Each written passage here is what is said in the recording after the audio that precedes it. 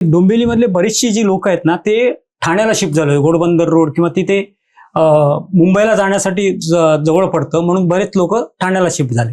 बरेचसे जे वाचक आहेत ना ते आजारी आहेत किंवा घरातनं बाहेर पडू शकत नाही किंवा जवळपास लायब्ररी नाही. तर अशा लोकांसाठी आपल्याला पुस्तकं द्यायचं आहे. तर ते काय करू शकतो? तर माझ्या मनात असं होतं की जसं डोंबिवलीमध्ये आपले ब्रँचेस आहेत ते अख्ख्या महाराष्ट्रभरात पसरवायचे. तर तो विचार मी नागेंद्र, आपला बहिणीचा मुलगा, त्याला सांगितलं की बाबा असं असं आहे. तो काहीच बोलला नाही. तो त्याच्या मित्राला घेऊन आला. मग त्यांनी त्याच्याकडचा प्लॅन काढला. त्यांनी ते मोठा तेव्हा लॅपटॉप होता त्याच्याकडे. त्यांनी त्याच्यातनं एक प्लॅन काढला. तो बोलला की आपण असं करूया की आपण एक सॉफ्टवेअर तयार करूया आणि ह्याच्यातनं मेंबरशिप देऊया आणि त्यांना पुस्तकं जे आहेत ते आपण घरपोच देऊया. ओके. त्यांनी सांगितलं, सर्व पटलं मला. त्याला मी एकच प्रश्न विचारला की हे जे घरपोच जे करायचं आहे आपल्याला, पोचवायचं आहे, हे आपल्याला परवडेल का?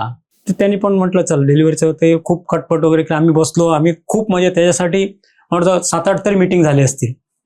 ते काय जमलं नाही. नंतर आपण सोडून दिलं. काही महिन्यांनी नागेंद्रचा मला फोन आला आणि ते डिजिट मॅगझिन आहे, आता सुद्धा येते ते, पण तेव्हा खूप फेमस होतं.